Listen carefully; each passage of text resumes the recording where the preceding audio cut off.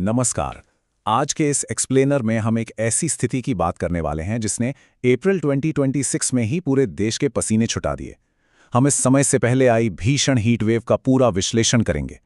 इसका असर सिर्फ मौसम तक ही सीमित नहीं है, बल्कि नेशनल पावर ग्रिड से लेकर आम आदमी की कमाई तक इसने सब कुछ हिला के रख दिया है।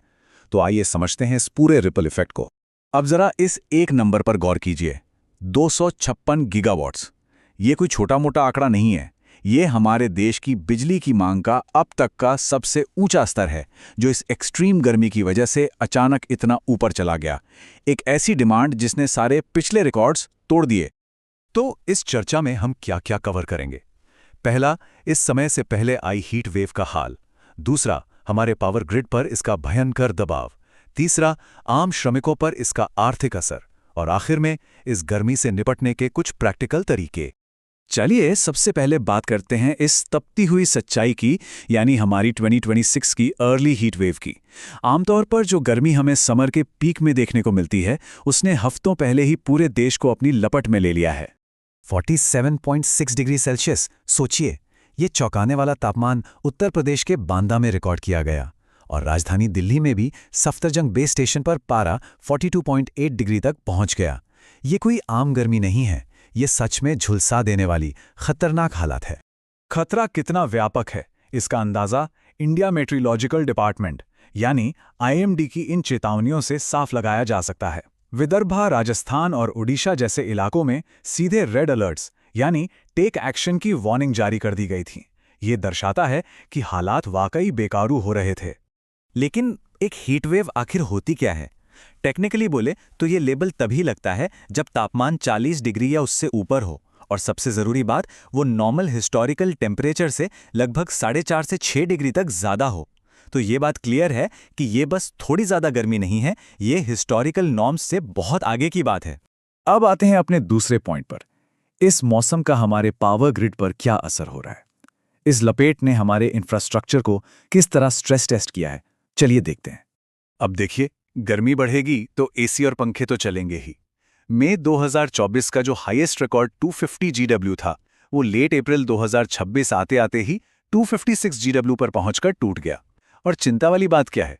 अधिकारियों का अनुमान है कि समर के आगे बढ़ने के साथ ही ये डिमांड 270 जीडब्ल्यू तक जा सकती है, जो अपने आप में एक अभूतपूर्व आंकड़ा है। यहाँ एक और बड़ा ट्विस्ट है। दिन के वक्त तो सोलर पावर काफ़ी मदद कर देता है हमारी एसीज को चलाने में और पीक डिमांड को संभालने में। लेकिन जैसे ही सूरज ढलता है और सोलर आउटपुट गिर जाता है, तब रात भर लगातार बिजली सप्लाई के लिए हमें आखिरकार कोयले और गैस पर ही निर्भर होना पड़ता है। ये राउंड द क्लॉक कूलिंग के लिए एक बहुत बड़ा चैलेंज है।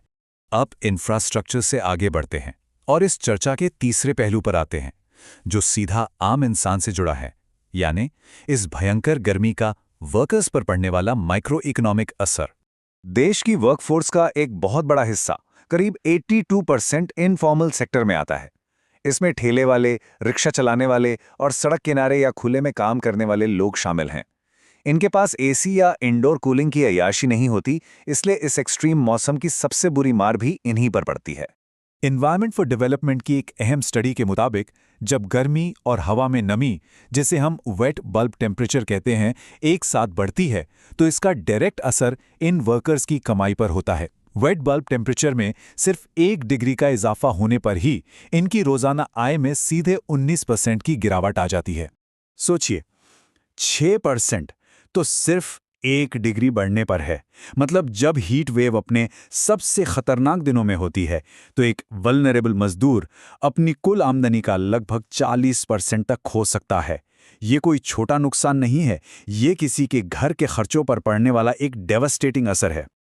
और दोस्तों, मुसीबत सिर्फ आमदनी घटने पर खत्म नहीं होती। एक तरफ कमाई रुक गई और दूसरी तरफ गर्मी से आने वाली बीमारियों का खर्चा बढ़ गया।